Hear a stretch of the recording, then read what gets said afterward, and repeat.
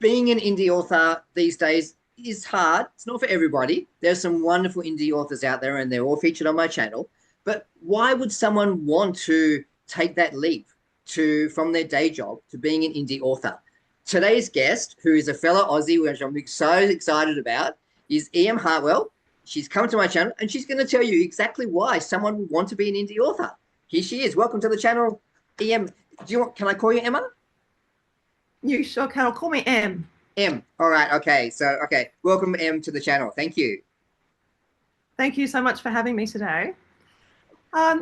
Look, there's the obvious reason you want to become an author, and that is that you love writing. But for me, the real reason was my grandmother. It goes back to my grandmother. And her name actually was Em. So I am writing under her name. Nice. She and I used to write together when I was young, and she encouraged me to write stories. And that's where my love of writing actually started. So she encouraged me, and I finally have decided to pick it up because I just love doing it so much. And that's why I've really become an indie author. And I am writing under her name. Fantastic. And so let's go straight on into the book. So I was privileged, and it was a privilege to be a beta reader of your first ever novel, the one that you're reading under your grandmother's name, which now means so much that I know that as well. Now, Second Chance at Silver Moon Bay, it launches tomorrow. So make sure you all get out there tomorrow. I'll be reviewing the book tomorrow. There it is. There it is. Yep. I'm going to review it. There it is. All right. So this book is it's a steamy romance. Is that the best genre to put it into? Okay. So I loved this book. I absolutely connected with all the characters. The thing about romance novels is there are rules. There are rules when you write a romance novel. There has to be a meeting of kindred spirits. Often it's people who've known each other in the past and come back together. There needs to be love story. There needs to be challenges. There needs to be conflicts, potential breakups, and does it always have to be a happy ending? Is that the rule in romance novels? There is a happy ending, but there's a couple of different types of endings. Right. So you can have the final forever after happy ending, or you can have a happy ending for now. Yes. But there is always a happy ending. Right. And so I'm not going to spoil, and I know you're not going to spoil what kind of happy ending-ish your book has. So, no. So we've got Isla and Lucas. Now these are two very strong characters, and I love how you've presented these characters because they're so relatable, and they're like you and I. They're just like everyday people who are. So a little bit about the story. So Isla has returned to Silver Moon Bay in the US from a trip a few years in Australia, and she's taken over an old cafe and wanting to make it her own. A former high school, was he a high school flame? I guess it was a parting. They had a fling. Fling. Yeah. Yes. And she had a real thing for him. And he kind of didn't have a thing for her, apparently, when they first reconnect after 10 years. But she's setting up a cafe. He's the local handyman. It makes sense that he would help her in the set up her cafe. And sparks fly, which is what we want in a romance novel. And boy, do they fly. They fly. They really fly. It gets sizzly, and you don't hold back with the sizzle. And I know readers love this. They appreciate just how sizzling these books can get. It's pretty steamy. It's pretty hot between the two of them. Yep. And they have, as you mentioned, there's the challenges. That in every romance, there's challenges, and they have separated. One has stayed in Silver Moon Bay, and one has gone away and come back. And these massive challenges that are life-changing challenges, both of them are facing. Right. And it's in dealing with these challenges, I guess you could say almost professionally for both of them, as well as emotionally. They reunite, they meet each other again. And from there, that's when the love blossoms. Yes. Yeah. But then, like every good romance novel, there's no immediate happy ever after. There's got to be other challenges. And I knew they were going to come, and I didn't want them to come because I loved Lucas and Isla together. And I didn't want, I just know because of the trope that something bad's going to happen. And it did. And I was devastated. And I sent you nasty messages saying, how could you do this? and you laughed back in my face because you knew what was coming. And it was just like, it had to happen. But then it happened for a reason, and it was relevant, and it matched the story, and it was exactly what it wasn't unbelievable. Like this is a legitimate reason why a new couple would have a conflict and could possibly break up over something like this. And yes, so I think what I love the most about this book is just how real life it is. Like it's not it's not a fantasy. Sorry, I was just going to say that's one of the things I really tried to do with this genre is make it the love. I love love. I wanted the genre to come out, of course. Yeah. But I wanted it to actually reflect some real life scenarios. I wanted to have people who weren't perfect. Yeah. And I wanted them to be dealing with their imperfections, but through their love, that helps them deal with their imperfections, and through the relationship and the person they're with, they help them. And that's exactly what I wanted to get across in the genre, in the book. And you did it brilliantly, because it's exactly what happens. And it's like, I could see how this could be a real life story for many different people. And there's no fairy tale. There's not a fairy tale prince and princess story. No. It's not. It's a proper love story filled with challenges, but love conquers all, almost. Yes. Yep. That's a very good way of putting it. And it's not. And the other thing about this book that I love is it's not just Isla's and Lucas's story. Yes, they're front and center, but there are other sub characters that add to their story. And normally, when I have an author on my channel, one of the first questions I ask is, "Are you the main protagonist in the story?" But in this story, there's a character, her name is Jenna, and she's got a mysterious past, which, no spoilers, and she's a writer, and she comes to the coffee shop. I love from her first visit to the coffee shop, she gets her table.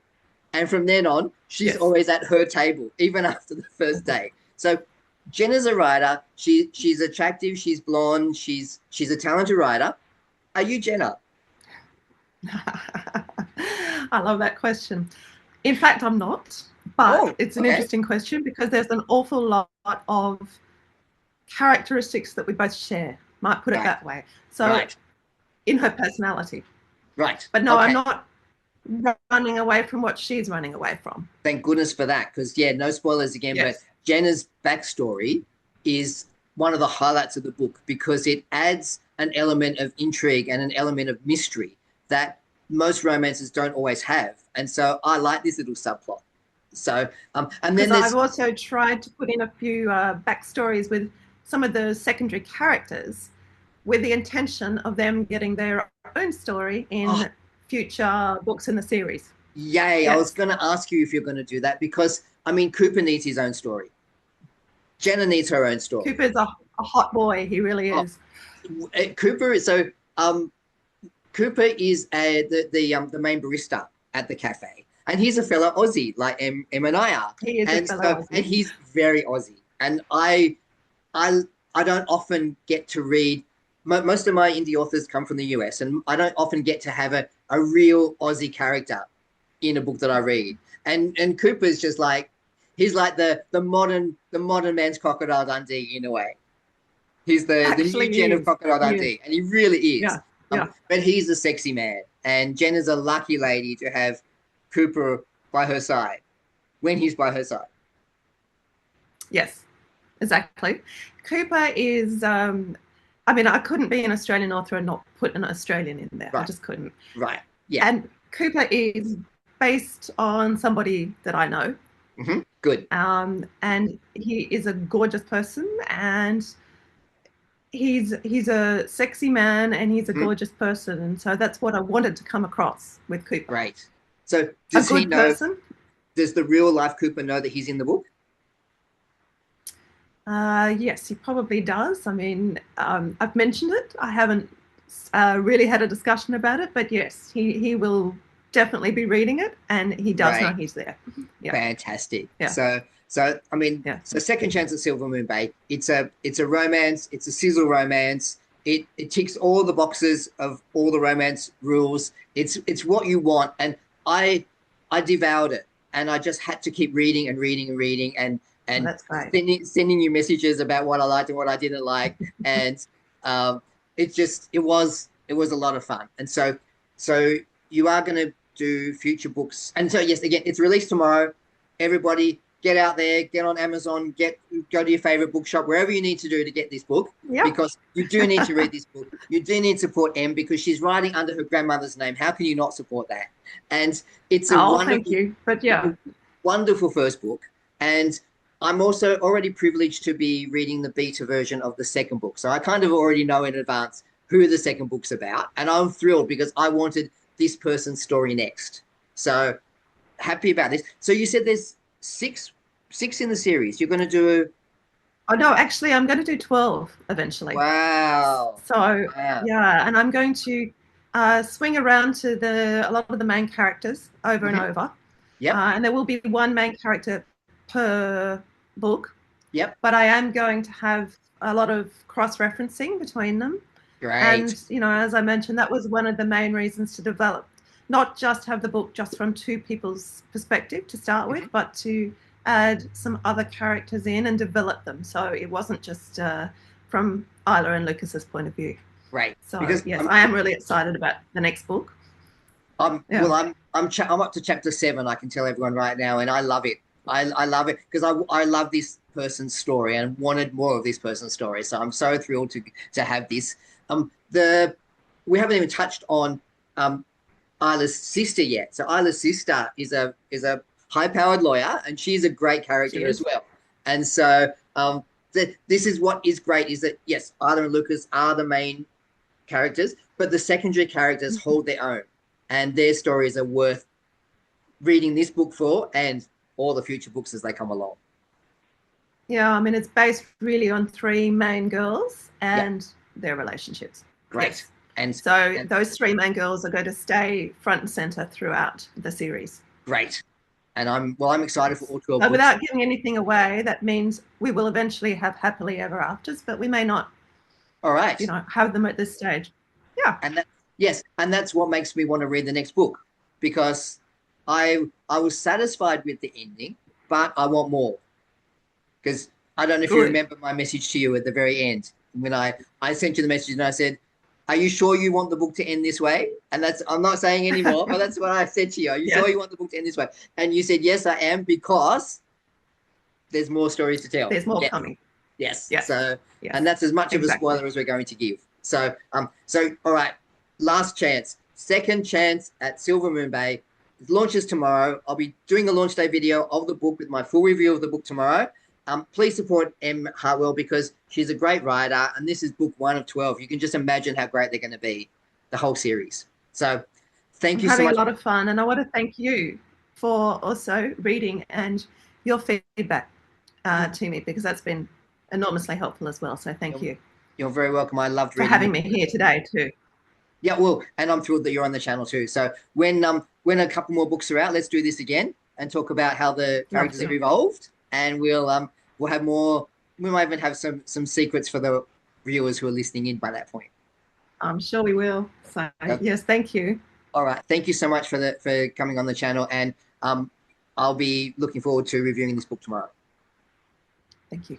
See you. Wonderful.